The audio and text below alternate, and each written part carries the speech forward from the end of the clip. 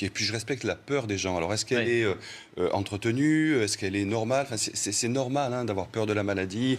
Ensuite, la faute à qui? La faute aux médias, j'en sais rien. Les médias sont un relais. La peur est également aussi une façon de manipuler. Je ne dis pas bien sûr que le gouvernement manipule la peur. Attention, mais vous savez, qui fait quoi? Il faudra plusieurs mois, voire plusieurs années, pour que des sociologues, des philosophes se retournent et disent, tiens, qu'est-ce qui s'est passé? Pourquoi on en est arrivé là? Sur le côté anxiogène, attention, c'est normal d'avoir peur. Mais c'est vrai que, vous savez, il y a eu le confinement, on a tous des expériences familiales. Moi, j'ai un biais, je passe ma vie à l'hôpital. Enfin, j'ai des parents qui regardent la télé. Ils regardent la télé en permanence. Et quand on avait cet hiver le décompte morbide des morts du coronavirus, c'est-à-dire qu'il n'aurait pas fallu le faire. Ça peut être d'un côté une information. Enfin, quand vous voyez le compte qui augmente, c'est anxiogène. Effectivement, ce qu'on vient d'entendre sur les autres causes de la mort, on a l'impression, et j'ai beaucoup d'empathie pour les familles, j'ai eu des discussions ce week-end avec certaines d'entre elles, dont l'issue de leurs parents est incertaine, mais à la fin, on a l'impression qu'on découvre qu'on va mourir. Et mourir mais ça, c'est inaudible. C'est inaudible de dire à une famille, vous savez, vous allez peut-être... C'est inaudible. Bon, vous parlez justement des cas. Alors, il ne faut pas minimiser l'approche des gens. Ils sont conscients de ça. D'accord. Les cas, ça m'intéresse. Le bilan au 7 septembre. Alors, il y a 42 000, par exemple, 673 cas confirmés. Et il y a plus 4 203 cas confirmés en 24 heures. Moi, je voulais vraiment savoir que vous nous commentiez ce matin tous ces chiffres-là. Avant, on ne testait pas. Donc il y a plus de cas aujourd'hui parce qu'on teste, mais il y a sans doute moins de cas qu'au printemps dernier en France, oui ou non? Alors avant on ne testait pas dans le pays, on testait ailleurs et on testait à Marseille. Donc moi je peux vous parler de l'évolution justement de ce nombre de cas, puisque sur Marseille à l'IHU Méditerranée Infection, on teste depuis le début. Donc la courbe on la connaît. Est-ce qu'il y a plus de cas ou moins de cas aujourd'hui? Il y a plus de cas diagnostiqués à Marseille et il y a plus de positifs dans les cas que l'on teste. Mais ça, attention, qu'est-ce que ça veut dire? Est-ce que tous ces tests positifs sont des patients malades? Est-ce que ce sont des cas asymptomatiques? Et surtout, est-ce que cette augmentation du nombre de cas est en lien avec une augmentation du nombre de morts? La réponse, c'est non.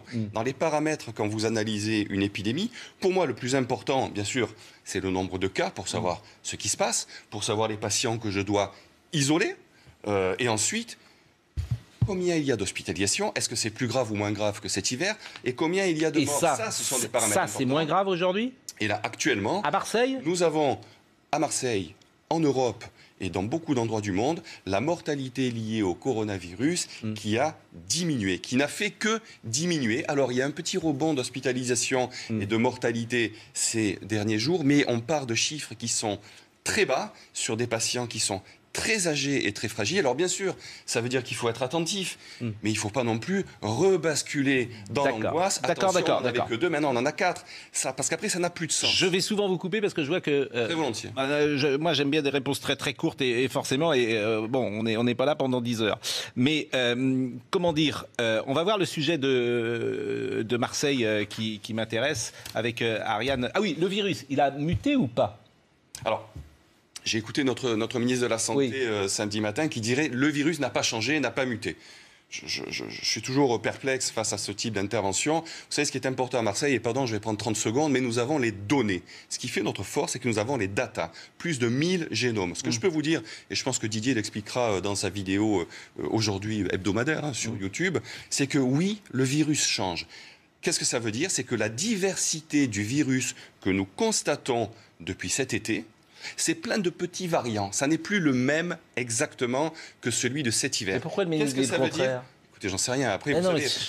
On en revient toujours aux mêmes choses. Moi, il est ministre, mais oui, mais c'est ça qui est fascinant. Vous savez, il a tenu également des propos sur le traitement, sur l'hydroxychloroquine, qui ne marche pas alors que ça marche, alors que des tas de pays à travers le monde, à qui, soit dit en passant, nous donnons des leçons, ont une mortalité beaucoup plus faible que ce que nous avons là. Donc malheureusement, je ne vais pas commenter les propos du ministre, je ne connais pas ses sources. Alors, il a changé le virus, mais il est moins fort aujourd'hui, il est moins nocif. Il faut bien, parce qu'après les termes sont importants, la diversité de ce virus a augmenté. C'est-à-dire qu'il y a plein de petits virus qui sont un petit peu différents. Qu'est-ce que ça veut dire? Est-ce que ça veut dire qu'il est moins pathogène? Est-ce que ça veut dire qu'il va moins tuer de gens? Pour l'instant, ça, on n'en sait rien. On observe, on regarde, et vous savez, avant d'interpréter ou de prédire, je vois beaucoup de collègues parfois qui font la boule de cristal, moi je regarde, et donc ce que nous regardons, c'est que pour l'instant, il commence à changer. Alors, Marseille, on verra ce que ça implique. Marseille, voyons le sujet d'Ariane Pollard. 300, c'est le nombre de places en réanimation dans le département des Bouches-du-Rhône. Parmi elles, 70 sont réservées au Covid. Et dans ces lits sacralisés Covid, la pression augmente. 9 sur 10 sont déjà occupés. Nous, bien sûr, on peut faire encore beaucoup plus de lits de Covid. Mais ça va être de la déprogrammation et ça va être aux dépens des autres activités. Contrairement à mars et avril, les hôpitaux des Bouches-du-Rhône sont en effet largement occupés par les accidents, les traumatismes et les blessés de la route. On a des réanimations qui sont extrêmement tendues d'une façon générale par des patients non Covid. Et si s'ajoutent des patients Covid, là on risque de se retrouver dans une situation de blocage. Par exemple, l'hôpital nord de Marseille accueille actuellement 7 patients Covid en réanimation. Un chiffre encore loin des 80 lors du pic de l'épidémie, mais qui augmente semaine après semaine. Pour préserver l'équilibre dans les hôpitaux, les autorités appellent donc au maintien des gestes barrières. Quelle est, selon vous, la situation à Marseille en réanimation ? Alors, je ne vais pas parler à la place de mes collègues réanimateurs, mais avec qui je suis en lien. Vous savez, j'ai échangé dimanche soir, puisque je travaillais ce week-end, avec mes collègues réanimateurs. C'est la situation qui vient d'être décrite, c'est-à-dire un nombre de lits Covid qui atteint sa limite supérieure, mais pour l'instant, les choses sont organisées. Pourquoi ? Parce que contrairement à l'épidémie, tout continue. La vie continue, et heureusement pour le pays, c'est-à-dire qu'il faut continuer à soigner les autres malades. Donc, les dispositifs pourraient être adaptés si et si et si, mais pour l'instant, plutôt que de faire des si et des si, et d'augmenter encore une fois donc, le caractère il n'y a pas de danger pour Marseille. Anxiogène. Mais non, pour l'instant, enfin écoutez, moi je rends hommage à mes amis réanimateurs. Le professeur Guénier vient faire lui-même la visite dans son service pour voir qui vient en réa. Donc, globalement, les choses sont sous contrôle. Donc il y a combien de personnes à Marseille aujourd'hui ? Il faut être 70 attentif. personnes en réanimation ? Non, pas du tout. Covid. Il y a 25 malades en réanimation aujourd'hui, mais ça rentre et ça sort en réanimation à Marseille, il y a 25 personnes. Dans les hôpitaux de Marseille. L'assistance publique des hôpitaux de Marseille qui compte 2700 lits. Il y a 25 personnes simplement. 25 personnes. Donc en réanimation, il y en a moins encore peut-être. Non, là je parle des malades en réanimation. 25 personnes. 25 les malades liés au Covid dans tous les Oui. hôpitaux de Marseille dépassent la centaine. Sur la PHM, c'est à peu près 100 personnes. Attention, expliquer pour 1 million d'habitants. Pour 1 million d'habitants. Donc effectivement, là, faut. Alors, il y a quelque chose effectivement qui est marquant, c'est qu'on a beaucoup de cas, beaucoup de circulation de virus. Oui. Et si on revient aux chiffres, la proportion de cas hospitalisés, de cas sévères et de cas en réanimation est bien inférieure. C'est-à-dire que là, si vous me dites, moi, bon, je suis jamais angoissé, mais là, est-ce que je suis inquiet ? Je pense qu'on est docteur, il ne faut pas être inquiet. Il faut mesurer ses propos quand on fait des alertes. Il faut se préparer, être attentif, ne pas être inquiet et se préparer. Là, pour l'instant, les réanimateurs font un travail extraordinaire. D'accord. Ces 25 personnes ont quel âge ? Ce sont essentiellement des patients qui sont âgés. Ils peuvent avoir des cas d'exception. Vous savez, l'IHU Méditerranée Infection a 75 lits. Tous les lits sont dédiés au Covid. Mais j'ai 25 entrées-sorties tous les jours. J'ai des mamies de 97 ans. Mais les 25 là qui sont en réanimation, ce sont ou ce qu'on appelle comorbidité ou des gens âgés. Il n'y a pas de gens. Bien sûr, il peut y avoir non, mais est-ce qu'il y a quelqu'un de 20 ans ou 25 ans ? Il peut y avoir une exception. Je ne peux pas parler à la place de mes collègues réanimateurs, mais les patients qui me prennent, et c'est d'ailleurs très intéressant, c'est-à-dire qu'on prend en réanimation des patients qui sont très âgés et on les sauve. Ça ne se faisait pas dans d'autres maladies il y a 10 ans. Et ils sont soignés comment ces gens qui sont en réa aujourd'hui ? Alors, à Marseille. Les techniques de réanimation, encore une fois, je ne suis pas réanimateur, moi je travaille avec les réanimations pour poser l'indication du passage en réanimation. En fait, ma question, c'est est-ce que les médicaments ont changé depuis 6 mois ? C'était ça. Est-ce que l'hydroxychloroquine, là, elle ne marche plus en réanimation ? Non, là aussi, vous savez, il y a deux choses, et là, pardon, je vais encore prendre 2 minutes, mais sur l'hydroxychloroquine et son association avec l'azithromycine, il y a une revue dans l'American Journal of Medicine qui vient de sortir, qui a fait le point. Son intérêt dans ce traitement, c'est de traiter au plus tôt. Oui. C'est sûr. Il y a eu beaucoup de batailles. On l'a dit 50 fois. Mais en même temps, si vous traitez tout le monde est guéri quand on est... Non, c'est pas vrai, parce qu'en plus, il faut regarder, effectivement, quelqu'un qui est jeune, qui a 25 ans, a un peu plus de chances de guérir. N'oublions pas pourquoi on utilise l'hydroxychloroquine et l'azithromycine. Ça tue le virus, aux doses auxquelles on utilise ces médicaments. Ça diminue la durée de portage viral, donc ça a un effet en santé publique. Au lieu de porter le virus pendant 15 jours... Mais attendez, un dernier point, c'est immunomodulateur. Ça, c'est contre la tempête immunologique qui se passe en réa. Et troisième point, il y a un effet, je n'ai pas le temps de le détailler, mais sur la prévention des thromboses et des embolies pulmonaires. On a découvert dans cette maladie que beaucoup de gens et de personnes fragiles sont morts de ça. C'est pour ça que nous l'utilisons. C'est pour ça que des tas de pays à travers le monde l'utilisent ensuite en réanimation. Il y a d'autres armes. les corticoïdes notamment, et nous l'utilisons bien sûr avec nos amis. Évidemment, vous pouvez poser des questions autour de la table et intervenir. Simplement, je voulais un peu chapitrer ça. On a vu Marseille, je voulais qu'on voit cette affaire de circulation du virus. Et je voulais évidemment votre avis. Vous voyez le sujet de Valentine Leboeuf. Le virus circule très activement dans notre pays. 7 nouveaux départements ont été placés en zone rouge. La Corse du Sud, la Haute-Corse, la Côte d'Or, le Bas-Rhin, le Nord, la Seine-Maritime et la Réunion. Ce sont donc au total 28 départements français qui sont concernés par ce niveau d'alerte maximale. Il y a eu des cas importés, un peu moins, mais début juillet, avant les mesures dans les aéroports, il y a eu beaucoup de cas importés.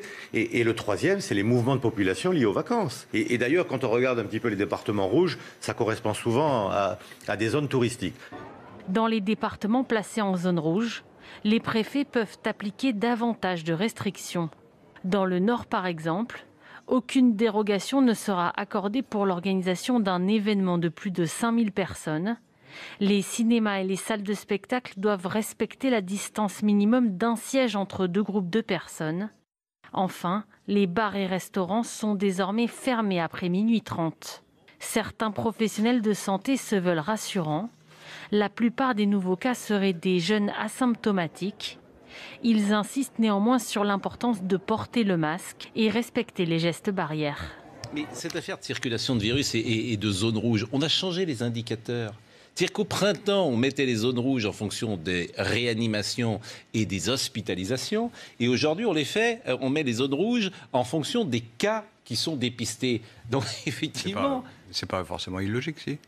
Je vous pose la question. Les deux indicateurs sont intéressants. Après, c'est l'interprétation qu'on en fait et surtout après ce que ça devient dans les médias et dans la population.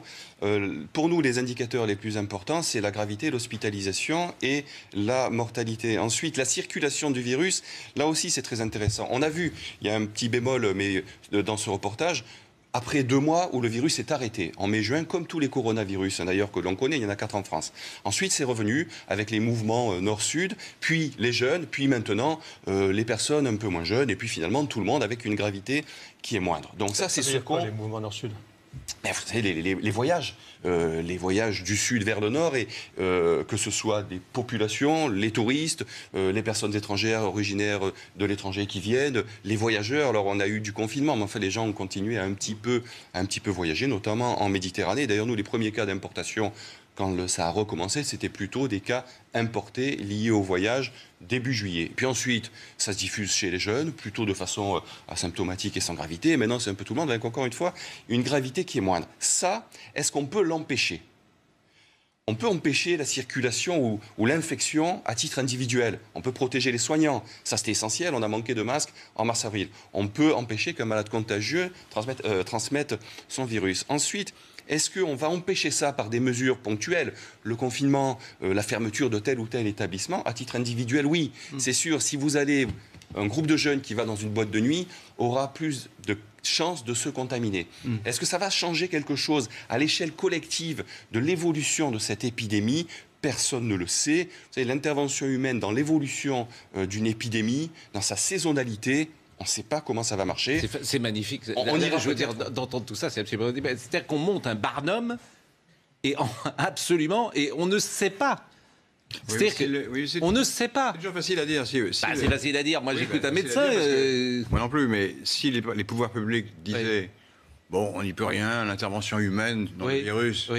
c'est ça le courage. N'a pas grande... c'est ça le courage, Laurent Geoffrin. Il serait renversé, probablement. Mais c'est ce que je vous ai dit tout à l'heure. Je vous ai dit tout à l'heure, c'est le public qui décide. C'est l'opinion publique qui décide. Oui, enfin, les mêmes mesures sont prises dans des pays où l'opinion publique compte moins. Donc, mais par exemple, la Suède, j'arrive jamais à comprendre... La Suède, j'arrive jamais... Là aussi, j'ai des infos contradictoires. La Suède, est-ce que c'est mieux que chez nous ou pas à l'arrivée ? J'en sais rien, il faudra du recul. Non, mais c'est vrai, il faudra du recul pour savoir et pour comparer les mesures. Mais les mesures, qu'elles soient de confinement, qu'elles soient de proposer un masque à l'extérieur, elles ont une explication qui est parfois sanitaire, un soutien, enfin une justification ou pas qui est sanitaire, et puis après il y a les éléments politiques. Au bout d'un moment de dire on porte un masque à l'extérieur pour tout le monde, bon, il n'y a aucune preuve que ça a protégé qui que ce soit. Ça peut protéger quelqu'un à titre individuel, mais il peut y avoir un effet politique, calmer les gens, rassurer ceux qui sont inquiets, peut-être augmenter, faire que le pays se remet en route. Ou au contraire, dans certains secteurs, faire attention. Au contraire, ça va tasser certains secteurs de l'économie. Donc, si vous voulez, il y a des tas de paramètres qui sont à prendre en compte pour on va marquer une pause. des décisions politiques. On va marquer une pause. Simplement une petite question sur le masque. Parce que moi, je me suis fait engueuler parfois. Donc, je porte le masque si je le mets comme ça, là. Parce qu'elle découvre le masque. Pas du tout. Mon petit nez, il est dehors. Est-ce que c'est différent de si je le porte comme ça? Oui ou non? Oui, bien sûr, un masque, ça se porte comme vous le portez. Et si je le porte comme ça, qu'est-ce qui se passe? Non, mais ça sert à rien. Ah bon? Déjà qu'à notre distance, là où on est, je ne sais pas, mais si vous le portez en plus sous le nez, non, mais ça sert à rien. Si et vous puis le portez, c'est quoi? mais je pouvais le porter sur la nuque aussi, ce serait pas mal. Mais non, mais sous le nez, j'obstruais la bouche quand même. Chacun a son style.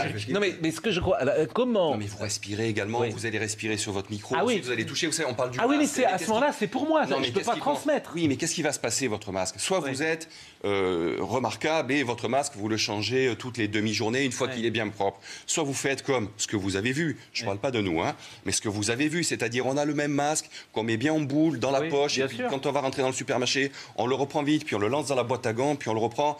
La vraie vie, c'est ça. Non, mais à la fin, pour quelqu'un qui était porteur du virus, à la fin, vous aurez une boule de masque pleine de virus qui va toucher des surfaces. Et il ne faut pas oublier que la contamination des virus respiratoires, c'est bien sûr la respiration, mais c'est également les mains. Et donc, il ne faut pas oublier de se laver les mains. Bravo, vous avez ici des solutions hydroalcooliques partout, il faut continuer. C'est essentiel. L'un sans l'autre. C'est plus par les mains que par la respiration, les aérosols ou le virus qui se baladerait dans l'air. C'est les deux. Non, mais après, il faut... Ah oui, c'est les deux. Non, mais c'est les deux et c'est important. Et j'en reviens... qui était contaminé par un seul type qui... Non, mais j'en reviens où... Là, qu'est-ce qui est démontré pour les masques? Ça a été démontré dans certaines maladies, c'est pour les soignants. Les soignants, il faut les masques. Les malades, il faut les masques. Dans la population générale, vous voulez vous protéger, vous serez un peu plus protégé par un masque. Après, à l'échelle globale, est-ce que le masque à l'extérieur va changer quelque chose? Je crois que rien. Il y a une raison, on a le temps. Oui. Il y a une raison pour laquelle les pouvoirs publics ont imposé le masque à tout le monde, c'est qu'avant, ils ne l'avaient pas fait et que beaucoup de gens, alors, parfois des jeunes, considéraient que du coup, on pouvait s'abstraire des gestes barrières. Oui, enfin, c'est le président de la République qui, le 14 juillet, l'a décidé parce qu'il y avait une pression, même lui n'imaginait pas le faire. Allez, on va marquer une pause.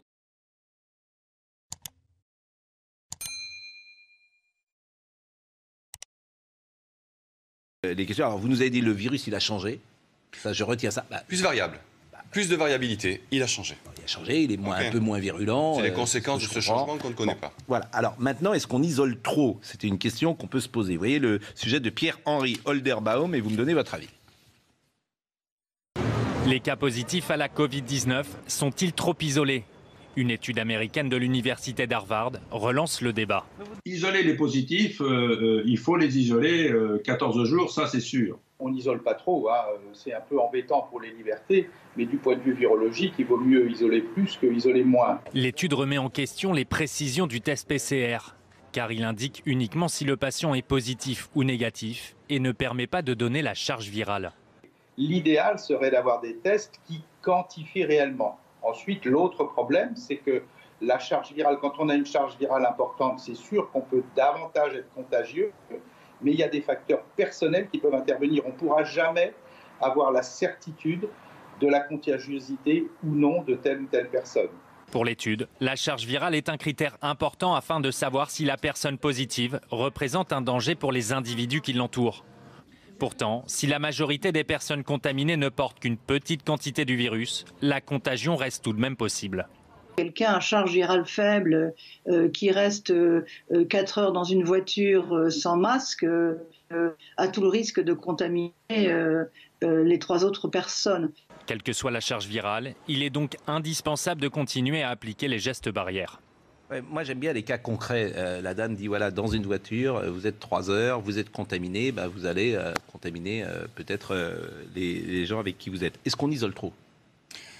Alors, dans ce reportage, il y avait 2 éléments importants. C'est la notion de quantité de virus, de durée de portage du virus et de rendu de résultats. Actuellement, les résultats, la plupart des résultats qui sont rendus en ville, c'est positif ou négatif. Quand ils vous sont rendus, pas après une semaine. Et on pourra en reparler. Sur l'IHU Méditerranée Infection, nous quantifions, c'est-à-dire nous connaissons la quantité de virus quand nous testons et nous savons maintenant... Et vous êtes les seuls à le faire, ça? Alors en France, nous sommes les seuls à rendre le résultat. Les laboratoires peuvent avoir cette notion, il faut savoir l'interpréter. Nous avons malheureusement quelques faux positifs, c'est-à-dire des tests qui ont été faits en ville, qui viennent nous voir et finalement c'est... Parce que tout le monde n'a pas la même quantité de virus lorsqu'il est infecté. Tout le monde, non. Non. Et vous avez parfois... Mais ça, c'est vrai pour toutes les maladies infectieuses ou c'est vrai uniquement pour le Covid-19? Non, c'est vrai pour toutes les maladies infectieuses. Et d'ailleurs... C'est vrai pour la grippe, par exemple. Pour la grippe, par exemple, la sévérité de votre maladie n'est pas forcément proportionnelle à la quantité de virus que vous portez ou que vous pouvez transmettre. Il y a parfois ce qu'on appelle les super spreaders, qui sont des gens qui ont beaucoup de virus et qui pourtant vont être bien... cliniquement, vont pouvoir se balader et vont être les plus dangereux, entre guillemets, sur le plan épidémiologique. Donc, un malade positif, oui, il faut l'isoler. On sait, nous, qu'en traitant les gens au bout de 6 jours, ils ne sont plus contagieux parce que la quantité de virus a diminué. C'est un des intérêts dont je vous parlais tout à l'heure avec le plaquenil et l'azithromycine. Mais vous savez, les Chinois, au début, montraient qu'on pouvait porter le virus jusqu'à 1 mois. Parfois, c'est 5-6 jours. Donc, vous dites au bout de 6 jours, on n'est plus contagieux? Non, je dis qu'au bout de 6 jours, ce que j'ai constaté chez les malades, des milliers que j'ai traités, que nous avons traités par azithromycine, plaquenil, au bout de 6 jours, le virus n'est plus vivant. On n'est plus contagieux. Et ça, c'est ce que j'ai dit. Oui, non, mais c'est ce que j'ai dit, vous me dites non. Ça, c'est quand on a... Non, mais c'est important, ça, quand même, parce que tout le monde ne dit pas la même chose. Donc, ça sert à rien de mettre les gens en quatorzaine si, au bout de 6 jours, on n'est plus contagieux. Sauf s'ils n'ont pas été traités. Parce que s'ils n'ont pas été traités, les Chinois ont montré qu'on pouvait porter le virus jusqu'à 1 mois, même l'histoire de la quatorzaine. Donc, si vous voulez, là aussi, il y a les décisions de santé publique, il faut que ça soit rationnel. La seule façon de dire, vous pouvez ne pas isoler quelqu'un, c'est s'il n'a plus de virus à l'heure actuelle, ou si vous avez les moyens, comme chez nous, de dire telle quantité, où nous sommes à tel seuil, le virus n'est plus contagieux. Mais sachez que... Je vous laisse parler, hein, vous allez encore dire que je parle trop. Non, pas du tout. Non, j'essaye de poser des questions. Simplement, il n'y a pas de rapport entre la charge du virus dans l'organisme et la maladie telle qu'on la développe. C'est ça aussi que je retiens. C'est-à-dire que vous pouvez avoir beaucoup de virus et être en pleine forme, et avoir peu de virus et être complètement cuit. Exactement, et c'est d'ailleurs une constatation chez les malades. De la santé initiale des gens ou Non, c'est des facteurs qui sont multiples et qu'on connaît mal. Et notamment dans les formes les plus graves de la maladie, chez les formes âgées et souvent en réanimation, le virus n'est en général plus trop présent, ne se multiplie plus. C'est votre organisme qui s'est retourné contre lui, mais contre vous. Et c'est ce qu'on appelle la tempête immunologique, ce qui est un des intérêts de l'hydroxychloroquine, mais également tardivement des corticoïdes dans cette maladie. D'accord. L'élément clé, oui, on peut avoir beaucoup de virus et pas être trop malade, et inversement. Bon, l'histoire des groupes sanguins. Moi, j'ai entendu dire les A et les AB sont plus en difficulté que les O+, ou les B+. Par exemple, les B+, il n'y a que 7% de gens qui sont B+.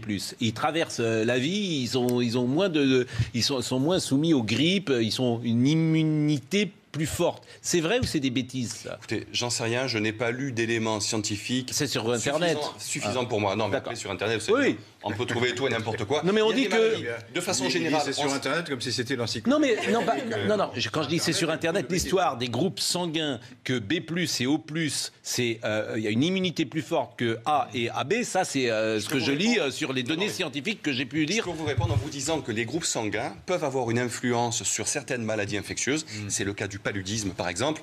Pour ce qui est du SARS-CoV-2 et donc de la Covid, je n'en sais rien, j'ai rien lu d'évident. Les 14...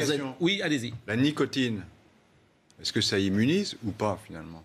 Là aussi, la question est trop simple. Il y a eu une réflexion là-dessus qui concernait les récepteurs de la nicotine dans notre organisme par rapport aux récepteurs qui sont attaqués par le virus. Là aussi, vous avez lu et vu tout et son contraire. Il faut attendre un peu pour savoir de quoi on parle. Bon, alors, une question toute simple, là encore. Mbappé. On va voir ces images de Mbappé.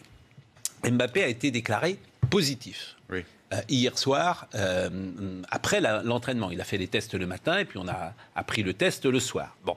Or, Mbappé était avec les joueurs de l'équipe de France depuis 3 ou 4 jours. Et il s'est entraîné hier. Ces images sont d'hier soir. Et vous allez les voir, ces images. Regardez. Là, il est en train d'embrasser un de ses partenaires et il est proche, évidemment, comme on est proche quand on joue au football. Bon, le match ce soir n'est pas annulé.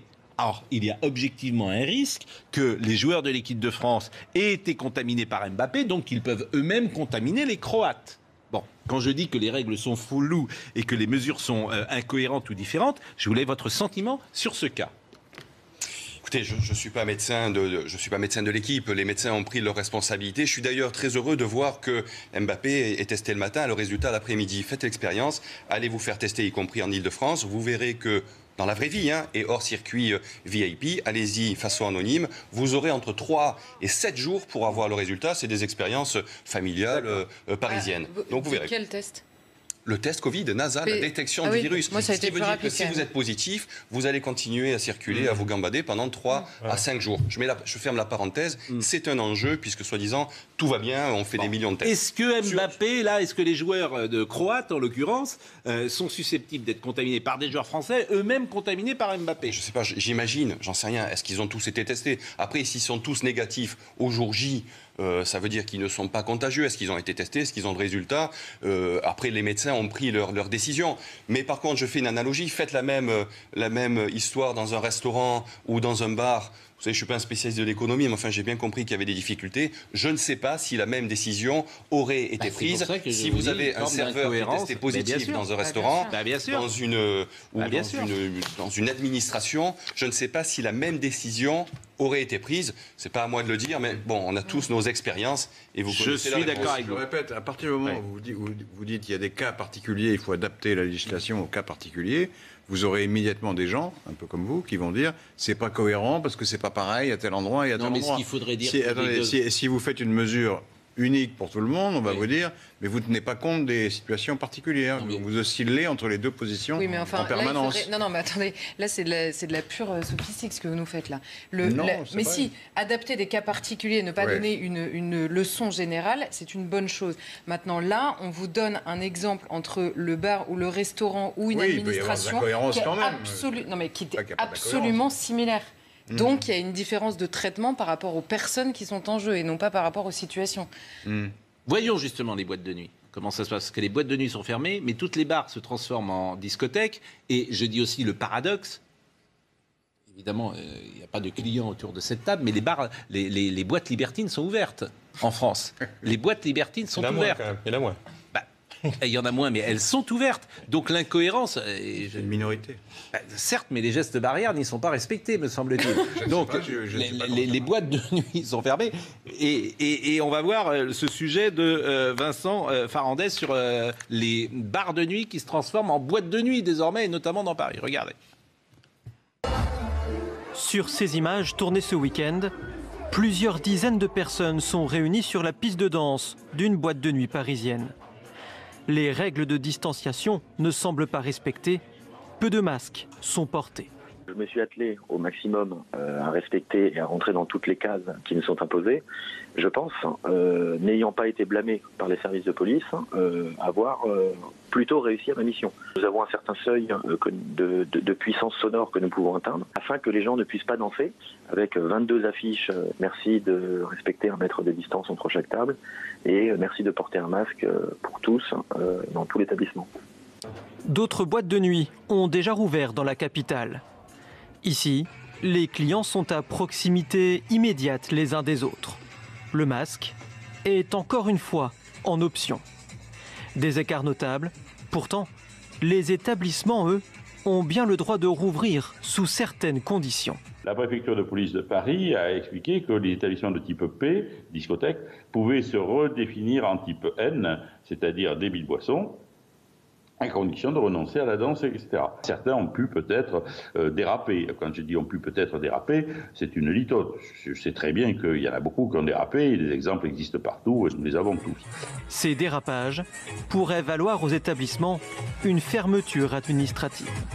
Alors moi je suis sur un compte Twitter, Jonathan Freud, que vous connaissez peut-être, qui est à la Salpêtrière. Bon. Et lui, c'est donc un professionnel, et il est plutôt rassurant, et il explique que depuis 2 mois maintenant on a du recul. Il y a eu Nice, où il y a eu une soirée avec beaucoup de jeunes, et puis on a dit vous allez voir ça va être un cluster. Il n'y a rien eu. Il y a eu effectivement tout l'été, où il y a eu beaucoup de gens... Oui, la fête de la musique, il y a eu tout l'été où il y a eu beaucoup de brassages. Le virus circule, mais à l'arrivée, il y a 500 personnes en France en réanimation. Donc on a quand même du recul aujourd'hui. Est-ce que... Et on voit également tous ces endroits dans Paris où les gens font la fête, ne respectent pas forcément les gestes barrières, etc. Et j'ai envie de dire, avec un peu de provocation, il ne se passe pas grand-chose. il ne se passe pas grand-chose depuis le déconfinement.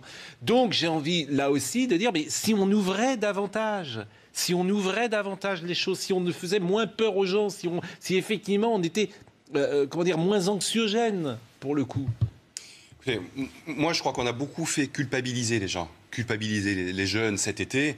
Bien entendu, quand on est dans un lieu clos, fermé, comme une boîte de nuit, le risque de transmission est un peu plus élevé. C'est évident. Est-ce que ça change, et ça va changer l'évolution de l'épidémie dans le pays, sa fin, ou au contraire un petit rebond? Est-ce que ça va changer la mortalité? Mais personne ne le sait. Donc ensuite, c'est une bascule. Le virus circule de toute façon chez les jeunes. J'entendais, oui, les jeunes vont retrouver leurs grands-parents à la rentrée. Mais enfin, les jeunes, ils voient leurs grands-parents, leurs parents aussi toute l'année. Donc globalement, bien sûr, il y aura à titre individuel, vous allez dans une boîte de nuit, quelle qu'elle soit, fermée, il y a peut-être un peu plus de chances de vous contaminer, mais ça ne changera pas forcément. C'est ce que je disais tout à l'heure. Le problème, c'est qu'on est complètement... Donc on est au bout d'un principe de précaution. Le rythme, le problème, c'est qu'on est complètement perdu, parce que finalement, on a remis aux scientifiques le pouvoir. C'est-à-dire que le gouvernement a dit, finalement, on va écouter les scientifiques, c'est eux qui vont décider. Non, c'est pas vrai, parce que les scientifiques ne sont pas d'accord entre eux. Non, mais justement, laisse-moi c'est qu'on a dit, les scientifiques, c'est eux qui ont le pouvoir, qui ont raison, on a arrêté le pays parce que les scientifiques ont raison. Et c'est vrai que pour le grand public, la science, c'est la rigueur, c'est mathématique, c'est absolument rigoureux. Et puis, le message des scientifiques, finalement, a été très, très confus, contradictoire, même sur les masques, quelque chose de très, très simple. Pas le même avis, il faut en mettre, il ne faut pas en mettre. Et au bout du compte, on est complètement paumé. Et moi, je suis un peu d'accord. Ça a aidé finalement un peu d'accord avec Patrick Menet. Le professeur Raoult, qui était un scientifique, lui aussi, avec sa blouse blanche, lui était droit dans ses bottes. C'est-à-dire que moi, je connais le virus, je sais ce qu'il faut faire, j'ai le médicament. Mais je suis de votre avis. Alors, on va marquer une page de pub, et je suis d'accord. Vous avez vu que Nicolas Sarkozy vous a défendu. Ah, je ne l'ai pas vu, mais... il a dit c'est très français d'attaquer le professeur Raoult. Au moins, lui a essayé. Au moins, lui s'est engagé. Au moins, lui a soigné, etc. Mais vous voulez dire que les autres médecins n'ont rien fait, c'est ça? Non, il soulignait... Au moins, lui a essayé, donc les autres n'ont pas essayé. Non, mais il soulignait que Didier Raoult a été l'objet d'une chasse à court comme rarement j'ai vu dans le domaine médical. Il a un peu provoqué quand même, non? Mais j'ai lu un de ses propos qui C'est marrant ce que vous dites. Il a provoqué. Non, il était très péremptoire quand même, non? Le problème, c'est qu'on est... franchement, alors, entre tous les médecins que j'ai entendus... C'est ça qui est bon. Pour revenir sur le fond, il y a un élément essentiel. Là, vous venez de dire quelque chose qui est essentiel. Et je crois, d'ailleurs, c'était un des propos que j'ai lus de Nicolas Sarkozy, justement. Le conseil scientifique, quelle que soit sa qualité, elle a été discutée, peu importe, c'est pas l'objet. Mais un conseil scientifique, il doit conseiller le politique. Le pouvoir, c'est le politique. Pour moi, le conseil scientifique, tant qu'à faire, prendre les meilleurs du monde, si on peut, il doit conseiller le politique, il ne doit pas parler, il ne doit pas mettre de la confusion. Le politique, il a l'avis du conseil scientifique et puis il a des tas d'autres paramètres. Et je crois que ce qui était difficile, c'est d'avoir un conseil scientifique. Si vous faites ça, on va vous dire, c'est une boîte noire, c'est opaque. Non, mais ça fait rien. À la fin, c'est ce qu'on va vous dire. Oui, mais vous avez élu, vous n'avez pas élu le conseil scientifique. Les décisions, elles ont toutes été. Les décisions ont toutes été prises par des politiques.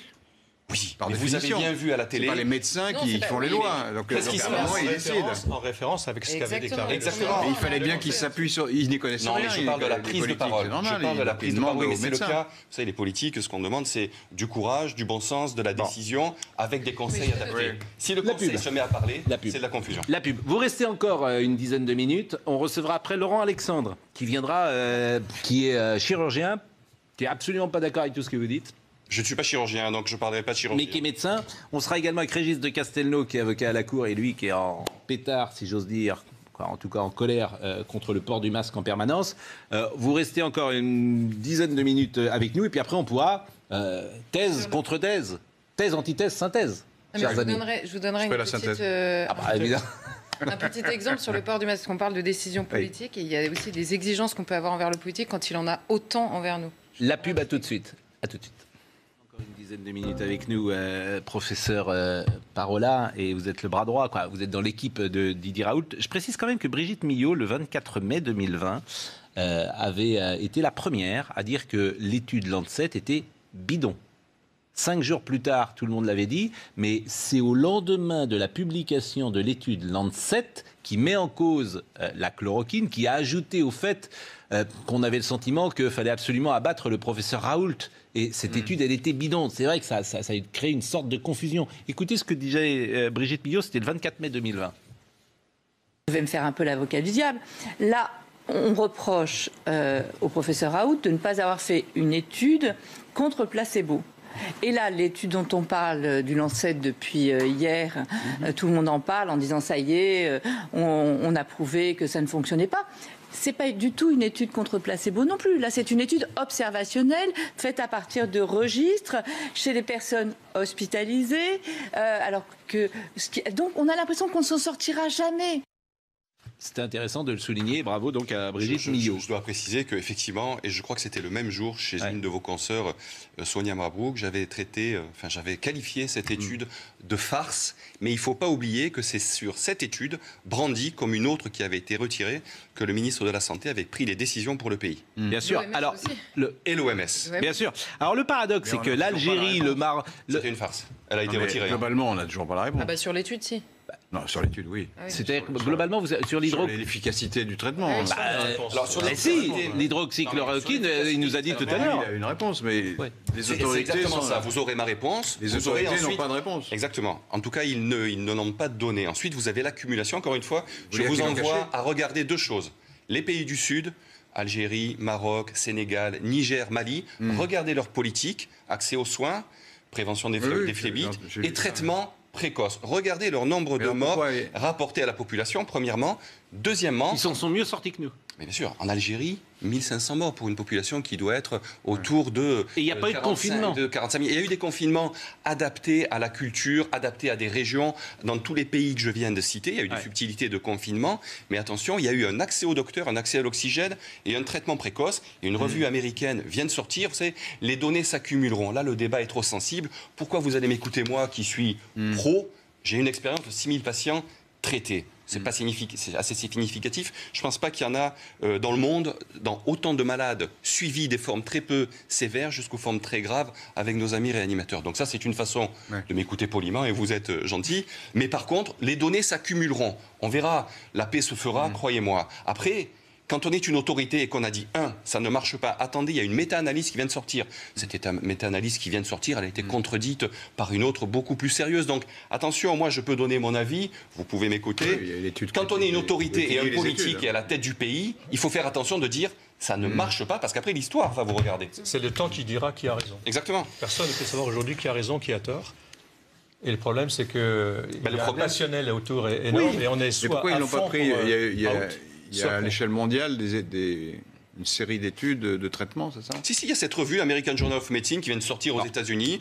Il rapporte ce qui s'est passé en Inde, ce qui s'est passé dans le Sud. Encore une fois, on regarde trop ce qui se passe en France et en Europe et dans certaines parties des États-Unis où le débat est devenu pro-Trump et contre Trump. Alors là, on tombe dans un délire total. Les écoles fermées.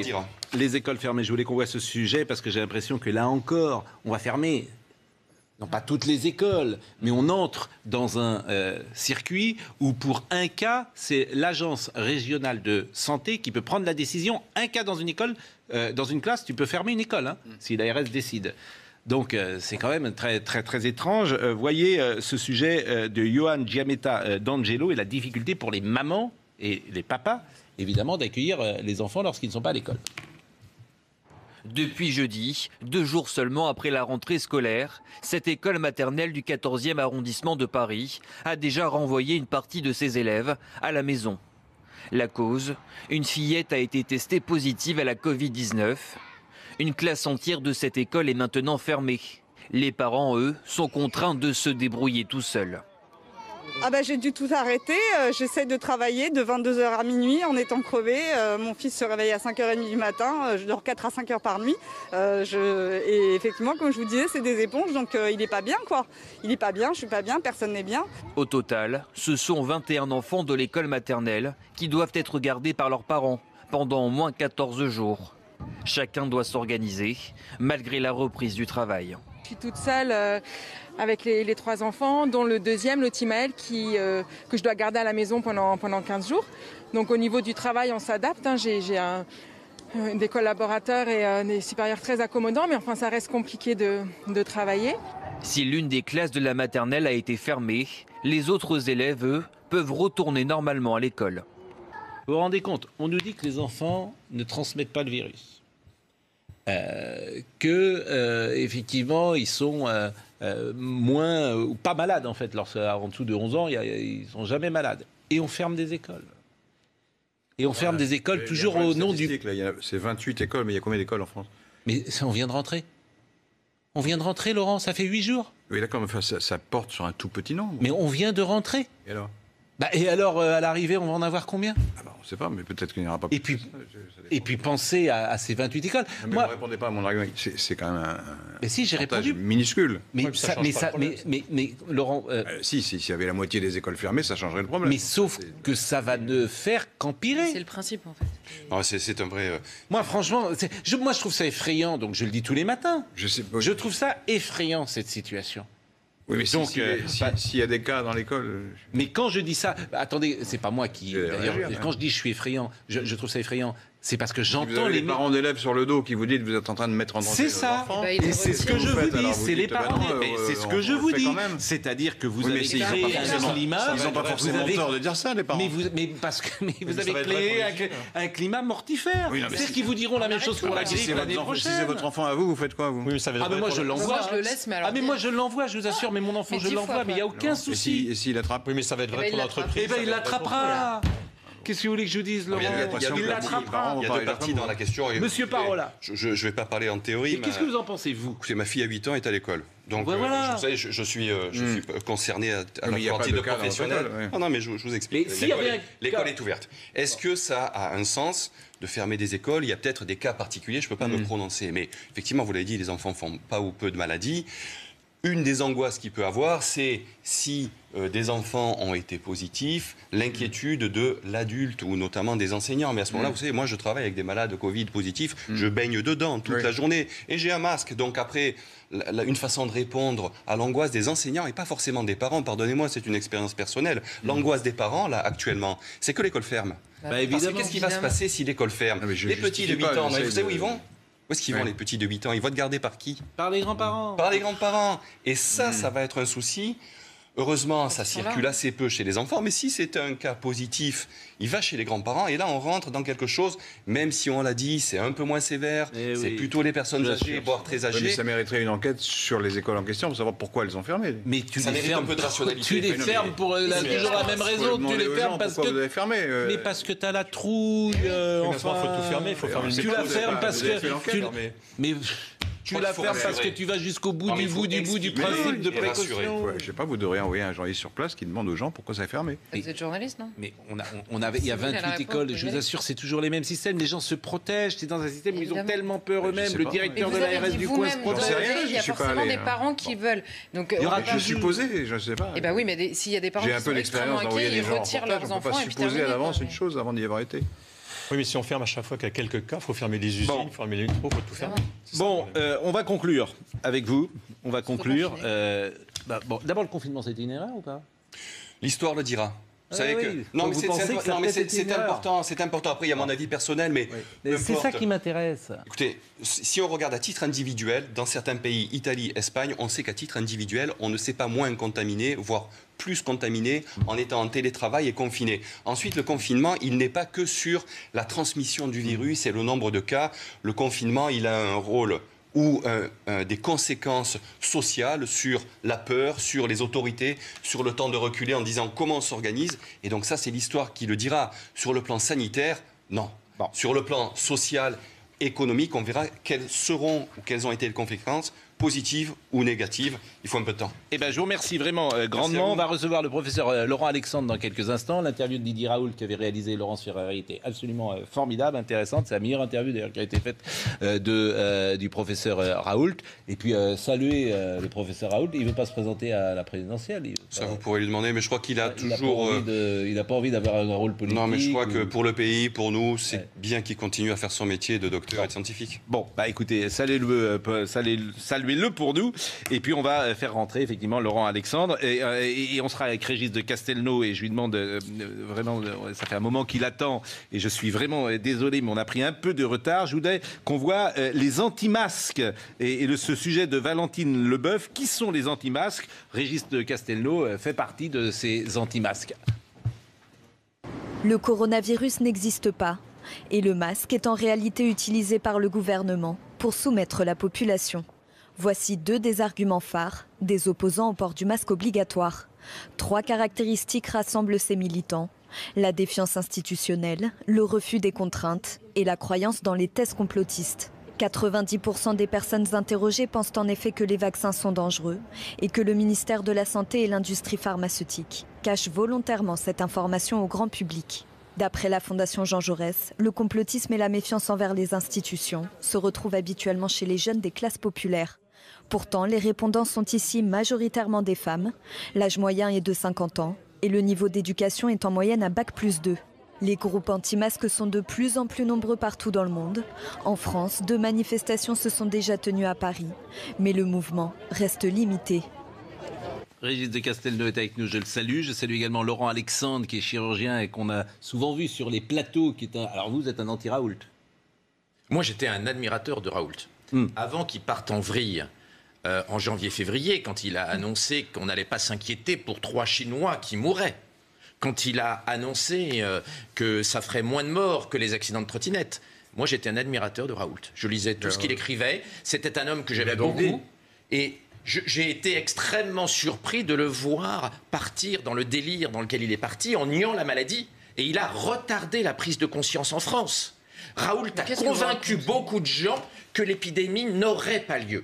Mais attendez, vous êtes sérieux ou quoi? Je suis extrêmement sérieux. En janvier-février, il a fait prendre du retard. Quand il a expliqué qu'on n'allait pas s'inquiéter pour 3 Chinois qui meurent, il a fait prendre du retard à la prise de conscience. Moi, je fais partie des gens qui ont été abusés. J'étais persuadé qu'il n'y aurait pas d'épidémie. Parce que j'étais un admirateur de Raoult et j'ai cru ce qu'il disait. Et moi, personnellement, j'ai professé sur Twitter des conneries en janvier. J'ai dit, il n'y aura pas d'épidémie. Elle n'atteindra pas l'Europe parce que j'ai adhéré à ce que disait Raoult. Donc il a une part de responsabilité dans vous allez pouvoir développer, mais comme Régis de Castelnau. L'épidémie, parce qu'il y a beaucoup de gens qui croyaient en Raoult. Non, mais quand j'ai dit tout à l'heure qu'il avait minimisé l'épidémie, vous m'avez dit. Non, c'est le mot grippette qu'il n'a jamais employé. Alors d'accord, le mot, mais il a minimisé l'épidémie au départ. On ne va pas s'empêcher de dormir pour 3 Chinois qui meurent. Moi, je ne sais pas. Non, mais attendez, je ne sais pas, encore une fois, je vais répéter, je ne sais pas s'il a raison ou tort. Non, mais bien sûr, mais s'il a raison ou tort, la seule chose, et c'est pour ça que je réagis, c'est qu'il n'a pas du tout été le seul à le dire. Et pardonnez-moi, mais vous étiez le seul, par contre, parce que vous êtes un professionnel, à connaître Didier Raoult au mois de janvier. En fait, on ne le connaissait pas. Donc ne dites pas que c'est lui qui nous a empêchés de prendre conscience. C'est absurde. Régis de Castelnau, et après on continue. Régis de Castelnau, qui est avocat et qui est blogueur. Bonjour. Et merci et pardon parce que vous attendez depuis un moment. Bon, pourquoi vous êtes contre les masques et par exemple, on peut être contre les masques à l'extérieur parce que tout le monde nous dit que c'est parfaitement inutile. Mais en milieu clos, dans l'entreprise, au cinéma, au théâtre, etc., manifestement, le masque quand même est utile. Et là, il y a consensus scientifique. Alors écoutez, votre présentation, je vais y revenir. Je ne suis pas anti-masque, c'est pas une position comme ça, et en tout cas sûrement pas les gens qui ont été décrits dans l'étude de la Fondation Jean Jaurès, ni complotistes, ni rien. Simplement, j'ai une approche, et votre débat vient de montrer que c'est une question complexe, que c'est une question où il y a des avis différents, mais il se trouve que ceux qui doivent prendre la décision, qui sont les politiques, et qui doivent la prendre en ayant tous les éléments à leur disposition, effectivement, les prennent. Donc on nous dit aujourd'hui, les masques, les mesures, il y a eu le confinement, etc. Ce que je constate, et ce qui m'interpelle, et ce qui me pose de gros problèmes, c'est que toutes ces mesures qui sont imposées sont des mesures qui portent atteinte aux libertés. On peut porter atteinte aux libertés dès lors qu'il y a un intérêt général supérieur qui le permet. Il faut que ce soit proportionné. Le problème avec, c'est le masque aujourd'hui, hier c'était le confinement, le problème c'est que tous ces dispositifs sont illégaux. C'est peut-être effectivement provocateur de dire ça, mais enfin, bon, c'est un peu ma partie. Je constate que le Conseil d'État, le Conseil constitutionnel, tout le monde valide, et que le contexte juridique, le cadre juridique dans lequel toutes ces mesures liberticides, justifiées peut-être, sont prises, sont dans des cadres illégaux. Et ça, moi, ça me pose un problème parce qu'on va prendre de très mauvaises habitudes. Je ne suis pas complotiste, mais si vous voulez, un pouvoir, il a une pente naturelle. Hein, l'arbitraire, c'est une tentation. Oui, et actuellement, le Conseil d'État valide. Si vous dites c'est illégal, mais le Conseil d'État valide, donc c'est difficile. Ah oui, attendez. Oui, mais écoutez, moi je veux bien tout ce qu'on veut, mais si vous voulez, j'ai de ce point de vue-là une certaine expérience et je peux vous dire que le Conseil d'État, il prend des décisions à caractère politique, il a toujours fait. Hein, et sur la légalité, rien de nouveau sous le soleil. Attendez. Sur la légalité, c'est quand même une donnée. Et le deuxième problème qui se pose et c'est le masque, on a bien vu dans votre débat à quel point c'est une question compliquée et contradictoire, mais le deuxième problème, c'est la façon dont ça s'applique. Je vais juste rappeler un chiffre. Sur le confinement, en Grande-Bretagne, 9000 procès-verbaux pour infraction au confinement. En France, 1 million. C'est-à-dire que comme par hasard, et ça vient de recommencer, on a tous les jours des anecdotes épouvantables de cet homme qui avait une trachéotomie, qui a baissé son masque pour pouvoir s'exprimer auprès de ses proches. Il a été immédiatement verbalisé. Ce matin, un gars qui a mangé un pain au chocolat et les policiers sont arrivés sur la base, j'insiste, de dispositifs qui sont illégaux. Sur le plan pénal, puisqu'il y a des peines qui peuvent se monter 135, 700 et ensuite 6 mois de prison pour non-port du masque, tout ça est fait dans un contexte qui ouvre la porte à l'arbitraire. Quand on vient dire à quelqu'un, vous n'avez pas le droit de manger, alors que c'est faux, vous n'avez pas le droit de manger un pain au chocolat dans la rue parce que vous avez baissé votre masque comme ça, c'est faux, c'est illégal.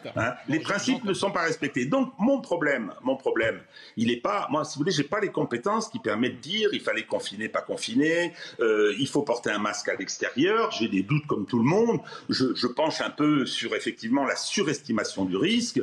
J'entends bien, M. Castelnau. On a compris votre, comment dire, l'argumentation qui est essentiellement juridique et qui effectivement peut être un souci pour... Sur les libertés, M. Pro, sur les libertés. J'entends bien. Eh ben, je vous remercie grandement de ce point de vue. Je ne sais pas d'abord si vous avez un avis, Laurent Alexandre, de ce qui vient d'être dit. Sur le fond... On est en septembre. Oui.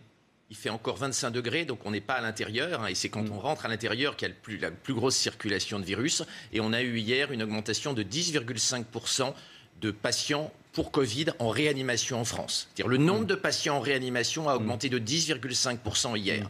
Donc nous sommes dans une zone dangereuse. On peut casser... le nombre de gens testés positifs. On peut casser la deuxième vague. Mais il n'y a pas de deuxième vague.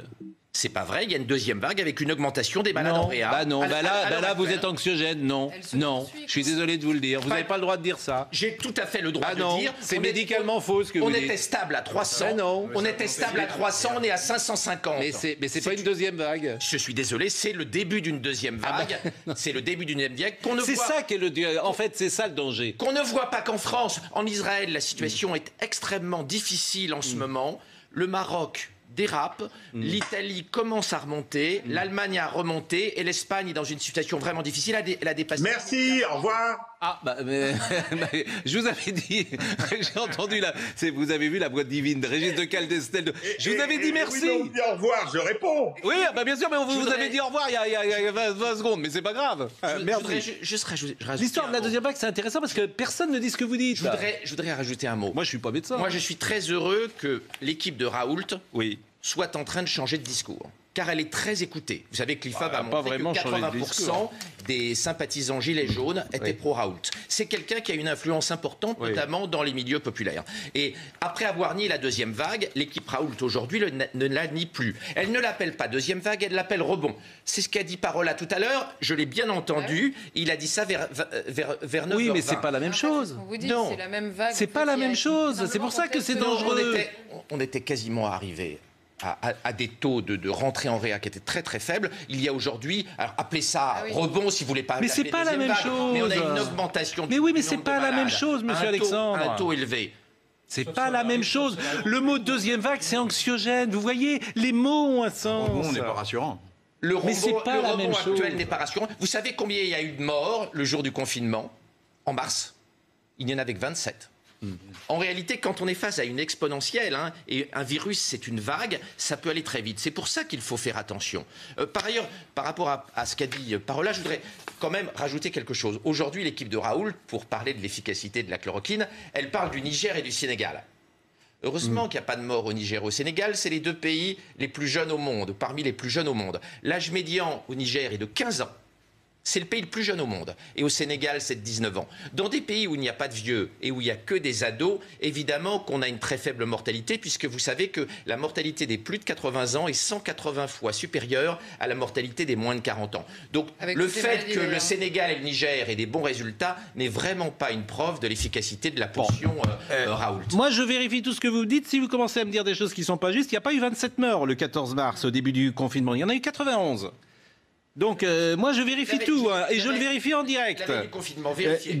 Je les vérifie. 91 décès en contexte hospitalier, en plus. Il y avait très peu de morts au début. Oui, mais vous avez dit 27. Le problème, c'est que vous avez dit 27, c'est 91. Il y avait très très peu de morts au début du confinement. Mais il y en a 91. Et hier, par exemple, hier, il y a eu 25. Attendez, hier, il y a eu 25 décès en 24 heures. Là, il y a eu 91 décès en contexte hospitalier. Vous avez dit 27. C'était le 14 mars. Donc, c'est pour ça que c'est difficile. En nombre de... C'était le 17, si je peux me permettre. Alors le 14 mars, vous voyez, moi j'ai j'ai le chiffre du 14 mars. C'était le 17. Bon, le 17. Donc il doit y avoir plus de morts encore. Donc c'est ça qui est compliqué dans cette discussion, c'est que tout le monde prend les statistiques en fonction. Sur le jour de confinement, on était au tout début de l'épidémie. Donc aujourd'hui, il faut qu'on fasse attention. Il y a des pays qui ont cassé le deuxième rebond. Notamment, en ce moment, il y a une stabilisation chez moi en Belgique. Il y a eu une très très forte augmentation. Et comme tout le monde suit les mesures barrières, on a une stabilisation depuis une semaine. En réanimation aujourd'hui. 537 personnes en réanimation. Il y en a moins de 25 à Marseille. Et Monsieur Parola nous dit le virus a changé, les cas sont moins graves et on soigne mieux. Le virus a changé. On ne meurt plus du Covid-19. Rien ne prouve que les 7000 mutations du virus... Non, ce n'est pas ce qu'il a dit. Il a dit on ne sait pas si les mutations du virus le rendent moins agressif. Oui, il a dit ça. Oui. Non. Et personne, aucun spécialiste sur Terre aujourd'hui ne peut dire si les 7000 mutations, parce qu'il y a 7000 mutations dans le virus, de l'ARN du virus, personne ne peut dire que ces mutations le rendent moins agressif. Et la plupart des 7000 mutations existaient déjà en avril. J'entends tout ce que vous dites, mais... Est-ce que vous vous rendez compte? J'ai l'impression que vous êtes médecin et que vous voyez cette épidémie uniquement à travers l'aspect médical, sanitaire pur. Mais il n'y a pas que ça. Les enfants qui ne vont plus à l'école, les conséquences psychologiques, je ne parle même pas des conséquences économiques, là. Il y a autre chose. On dirait que vous ne voyez cette maladie qu'à travers un seul prisme. C'est un ensemble de choses. Et que comme un médecin, vous avez deux œillères et vous ne voyez la maladie qu'à travers... C'est bien parce que je ne veux pas que le produit intérieur brut français baisse de 20% cette année avec un deuxième confinement en novembre-décembre que je suis favorable à ce qu'on soit aujourd'hui extrêmement vigilant. Pour qu'il n'y ait pas une deuxième vague grave, les classes fermées, il faut qu'on soit aujourd'hui très vigilant. Les classes fermées, par exemple, qu'on ferme, les conséquences sont terribles pour les familles, pour la psychologie des enfants, etc. Bon, Philippe Parola, il dit ça sert à rien.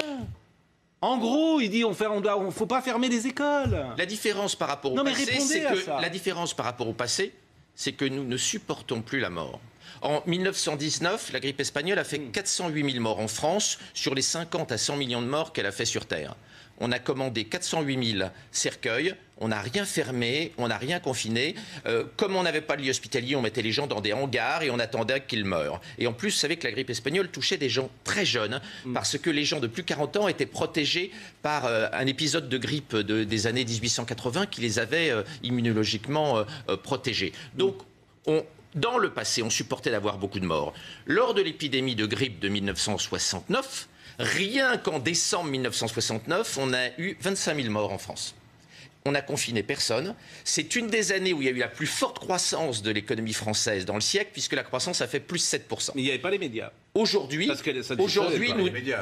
ne pouvons pas, nous ne supportons plus d'avoir autant de morts. Donc, de toute façon, s'il y a une deuxième vague grave, on reconfinera. C'est pour ça qu'il faut tout faire pour casser la deuxième vague tout de suite. Moi, je crois pas qu'on reconfinera. Et c'est pour ça qu'il faut être vigilant. En fait, le problème, c'est qu'on parle là des décisions qui sont prises. On commence sur la question du masque. Or, et c'est pour ça, tout à l'heure, je disais, je vais donner un exemple. On a un gouvernement qui prend des décisions politiques et qui, effectivement, on avait la discussion précédemment sur la place du politique et la place, effectivement, des scientifiques. On a aujourd'hui un gouvernement qui prend des décisions qui sont censées protéger, effectivement, la population.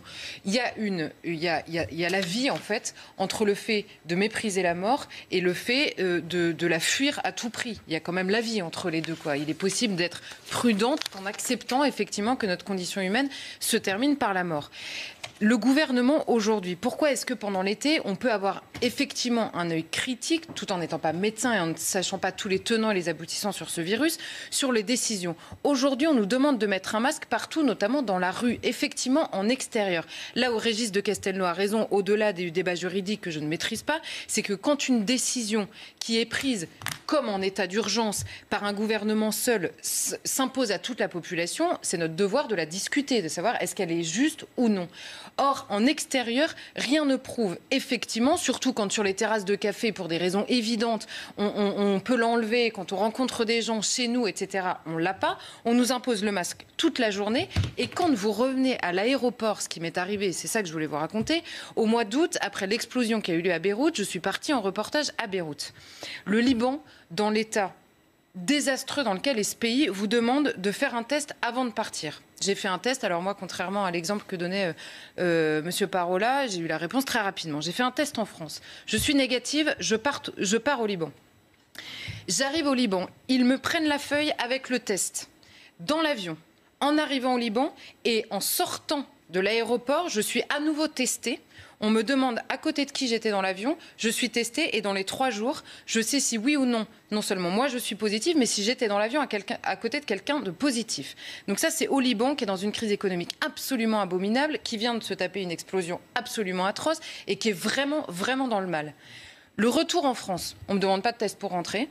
On me fait remplir 3 papiers différents, extrêmement longs, très compliqués pour savoir qui j'ai vu, est-ce que j'ai rencontré des gens qui avaient le Covid ou pas, etc. au Liban. J'arrive à l'aéroport. Je montre mon passeport au policier qui me demande mon passeport en arrivant et je lui dis à qui je donne ces papiers. Il me dit on les prend pas. D'accord, donc j'ai rempli tous ces papiers pour rien. Et il y a des grands panneaux partout qui me disent vous allez être testé au niveau des bagages et j'arrive et il n'y a aucun test nulle part. Donc je suis rentrée en France comme dans un moulin en ayant bien rempli des papiers qu'on m'a demandé de remplir dans l'avion sur demande des autorités françaises et que personne n'a récupéré à l'aéroport. Donc moi, au bout d'un moment, je veux bien qu'on nous culpabilise en nous disant si vous ne faites pas ça, vous mettez tout le monde en danger. Mais tous les médecins, pour le coup, et là tout le monde a été d'accord pour dire qu'au tout début, à la fin du déconfinement, il y a effectivement des cas de manière extrêmement logique qui ont été importés par des gens qui arrivaient de l'extérieur. Et ça, en fait, à la fin août, c'est toujours pas réglé. Donc il y a un moment, on peut quand même effectivement poser des questions sur les priorités que se donne aujourd'hui le politique dans le pays. Et le ministre de la Santé dit publiquement, je comprends que lorsqu'on arrive d'un voyage, on n'a autre chose à faire que de se faire tester à l'aéroport. Bah, oui. Ce virus est très récent. Ce virus date de décembre. Ça fait 9 mois. Pour bien connaître un nouveau microbe, un nouveau virus, il faut des années. Il est normal que les pouvoirs publics aient du mal aujourd'hui. Sinon, c'est du poujadisme de croire qu'on peut connaître un virus, son épidémiologie, son évolution en quelques mois. Évidemment qu'on a fait des conneries. Moi, aujourd'hui, je considère, et ce n'est pas pour défendre un collègue, puisque Olivier Véran est médecin, je trouve que le ministre de la Santé, Olivier Véran, fait au mieux compte tenu des incertitudes. Mais il fait de la politique, Olivier Véran, et je ne peux pas lui reprocher. Alors, je voudrais juste dire que les données Santé publique France, sur le nombre de morts au début du confinement, c'est bien 27. Vous pouvez vérifier, c'est le chiffre que je vous ai indiqué tout à l'heure. Écoutez, moi je suis désolé, j'ai un chiffre différent. Donc il date de quel jour, votre chiffre ? Il date de quel jour ? Vous tapez Covid-19 non, mais il date Google, de quel jour ? Mais ce sont les données d'aujourd'hui, qui est actualisées aujourd'hui. Non, mais je ne vous ai pas dit 27, vous m'avez dit au début du confinement. Non, au début du confinement. Ce sont les données aujourd'hui du début du confinement. Vous voyez, c'est le tableau qui est fait tous les matins. Regardez. Écoutez, vous tapez Covid-19 dans Google. Je veux bien qu'on... C'est un point de détail. Hein. Non, c'est pas un point de détail. Le 14 mars, le bilan est de 4500 cas confirmés, chiffre qui a doublé en 72 heures et 91 décès en contexte hospitalier. Déclenchement du stade 3 et instauration du confinement, article détaillé. Je ne peux pas vous dire autre chose. Le confinement a débuté le 17. Oui. Et c'est 27 morts le 17. Moi, j'ai le 14 mars. Donc, vous regarderez le jour du... Et si c'est le 17 mars, en plus, qui est un lundi, généralement le nombre de morts est moins important le lundi parce qu'on ne les avait pas comptabilisés. Mais peu importe, là aussi. Bref, il n'y avait pas beaucoup de morts au début du confinement. Il n'y en avait pas, mais il y en avait plus qu'aujourd'hui. C'était retardé. Mais il y en avait plus qu'aujourd'hui. Oui, bien sûr. Mais c'est ça que je veux vous dire. Aujourd'hui, il y en a eu. Cas en France, elle est très récente. On a dépassé 1000 contaminations par jour très récemment, et le taux de positivité des tests n'a dépassé 5% qu'hier. Mais on ne testait pas, monsieur Alexandre. Pascal, c'est surtout qu'on a le même débat depuis le début. En fait. Si vous étiez du côté du gouvernement, imaginons, on était toujours obligé de se poser cette question. Vous diriez. C'est pas grave. Personne ne dit ça. Alors je vais vous répondre précisément. Les masques, non. Je vais vous répondre précisément. Les écoles, on les laisse ouvertes. Vous diriez ça, vous ? Je vais vous dire précisément. Je pense qu'aujourd'hui, et c'est pour ça que très souvent je dis que nos démocraties sont ingouvernables, je pense que n'importe qui serait à la place de nos dirigeants ferait la même chose. Mais vous voulez une dictature à la place? Non, je pense qu'il n'y a plus de solution. En fait, puisque effectivement, non, il n'y a plus de solution. C'est pour ça que je vous dis que c'est ingouvernable. C'est-à-dire que la part aujourd'hui des réseaux sociaux, des médias, de l'opinion publique fait que tu te protèges toi quand tu diriges. Oui, mais il faut bien décider à un moment. Mais oui, mais effectivement, tu te protèges toi. D'abord, il y a la jurisprudence Laurent Fabius qui est passée par là, effectivement, sur le sang contaminé, que chacun, c'est ce qu'a dit d'ailleurs Emmanuel Macron à Philippe de Villiers, qui l'a répété, parlant d'Édouard Philippe, il pense à son risque pénal. Il parlait d'Édouard Philippe. Il protège son risque pénal. Et tous nos dirigeants aujourd'hui sont comme ça. Et tu ne peux pas faire autrement. À la fois, on veut à la fois... Et tu ne peux pas faire autrement. On veut avoir toute liberté, aucune contrainte. Et on veut avoir aucun risque dans tous les domaines. À tel point qu'on sait très bien qu'une crise économique énorme, mais on veut renoncer à la crise économique à aucun des privilèges. Et puis ne soyons pas dupes. Moi, je veux pas une dictature sanitaire. Non, mais bien sûr, aujourd'hui, l'enjeu, c'est le prochain, j'entendais, et je l'avais cité ici, c'était évidemment une boutade, le prochain dictateur sera un médecin. Parce que au nom d'un médecin, comment vous dire, je peux très bien entendre un jour qu'on porte le masque toujours et tout le temps pour ne pas avoir la grippe. C'est-à-dire que l'année prochaine, le prof dira « Moi, je n'ai pas à prendre la grippe de mes élèves. » Donc, il porte le masque. Bien sûr, je suppose. Mais c'est possible. Et vous-même qui êtes médecin, vous pouvez dire « Si toute la France a le masque, il y a moins de grippe. » Je vous signale qu'il y a un vaccin contre la grippe qui existe aujourd'hui, alors que le vaccin contre le Covid-19 n'arrivera que dans 3 à 6 mois. Monsieur Alexandre, est-ce que ce que je dis est juste? Si tout le monde porte un masque, est-ce qu'il y aura moins de grippe en France? Oui ou non? Il y a un instrument pour éviter d'avoir la grippe qui s'appelle le vaccin. Mais vous n'avez pas répondu à ma question. C'est leur problème. Pas besoin. Bon, c'est leur problème. Moi, c'est ça qui me fait peur, c'est que les gens... Ce qui me fait peur, c'est que les médecins ou les hygiénistes, etc., disent zéro risque. Non, personne ne dit ça. Mais vous entendez pas ça? Mais moi, j'entends ça. Les gens disent qu'il faut diminuer les risques. Mais j'entends ça. C'est le combat de la vie contre la mort. C'est exactement ce que disait ce Comte Sponville. Cette histoire, on accepte la mort, ça veut rien dire. Personne n'accepte la mort. À part les gens qui se suicident, mais c'est tout. Là, il a choisi de l'accepter, excusez-moi, il va tout falloir le faire. Que la valeur de la vie humaine ait progressé dans nos sociétés, c'est un progrès. C'est pas ça la question. C'est pas la question. Évidemment que c'est très bien de sauver des gens. Évidemment, et de donner un prix important à la vie humaine. Mais tout faire pour ne conserver que la vie pour elle-même, c'est nouveau, excusez-moi, c'est extrêmement nouveau. Qu'est-ce que ça veut dire pour elle-même? Par exemple, je vais vous prendre un exemple très précis, c'est le changement, je l'ai dit 15 fois sur ce plateau, c'est le tout début du confinement où on décide dans une société quels sont sur les attestations, c'était quoi, les besoins premiers. Or, les besoins premiers n'étaient que matériels, en fait, pendant cette crise. Il n'y avait absolument rien d'autre. Lire un livre, aller dans une librairie, ce n'était pas un besoin premier. Les cultes, ce n'était pas un besoin... Mais justement, donc il y a bien une réflexion où on s'est dit, finalement, il y a des besoins premiers qui ne sont pas matériels et qui méritent le risque. Donc, c'est terminé. C'est ça, en fait, la différence entre la vie pour elle-même et la vie pour être vécue. Débat passionnant avec des avis différents. Merci. Et n'oubliez pas, les amis, d'aller jeter un coup d'œil aux autres contenus. Et on n'oublie pas aussi, évidemment, d'aller s'abonner. Salut.